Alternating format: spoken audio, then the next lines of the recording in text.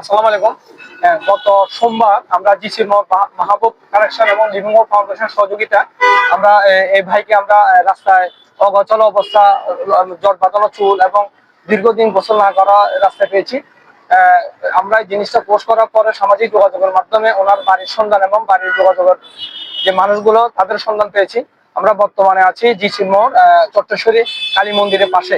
আমরা ওনার যে পরিবারের লোকজন আছেন এবং যারা ওনাদের পরিচিত জন আছে ভাই বোন, ওনাদের হাতে আমরা কিছুক্ষণ পর আমরা হস্তান্তর করবো। এখানে আমাদের এক মানবিক যোদ্ধা, আপনার শকত ভাইয়ের একজন সহযোদ্ধা আসলে ভাইও আছেন, উনি দীর্ঘক্ষণ ওনাকে নিয়ে এখানে বসে আছেন।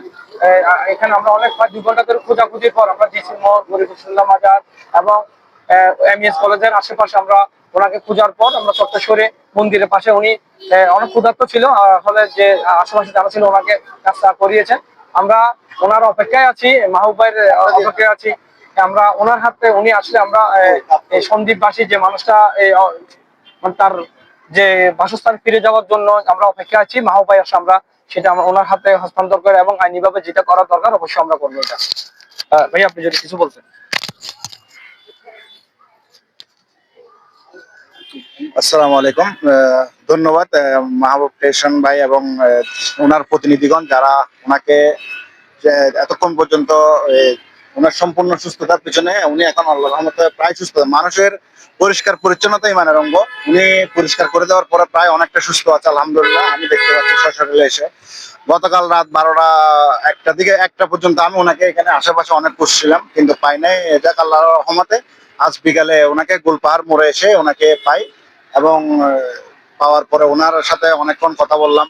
তো ওনার বাড়ি সন্দ্বীপ, ঠিক আছে, বাড়ি সন্দ্বীপ সবকিছু ঠিক আছে। এখন যেহেতু ওনার মা বাবার নামটা উনি অন্য নাম বলতেছে, যেহেতু উনি দীর্ঘদিন ধরে বাড়ি থেকে বিচ্ছিন্ন, পরিবারের সাথে বিচ্ছিন্ন, ওনার হয়তো বা মানসিক সমস্যা থাকতে পারে। যদি মানসিক সমস্যা না থাকতো উনি দীর্ঘদিন ধরে রাস্তা পড়ে থাকতো না। তো সেই সুবাদে আমার মন বলতেছে ওনার ভাইয়ের সাথে, ভাইয়ের চেহারার সাথে ওনার প্রায় মিল।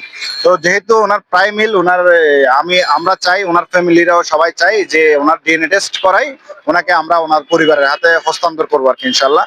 তো ওনার যে নামটা বললো সবই ঠিক আছে, ওনার নাম দেলোয়ার হোসেন, বাড়ি সন্দীপ, ওটাও ঠিক আছে। কিন্তু ওনার ভাইয়ের সাথে ওনার চেহারাও মিল আছে, কিন্তু ওনার মা বাবার সাথে মিল নাই। কিন্তু ওনার মায়ের নাম বলছে পারুল, ওনার মায়ের নাম পারুল।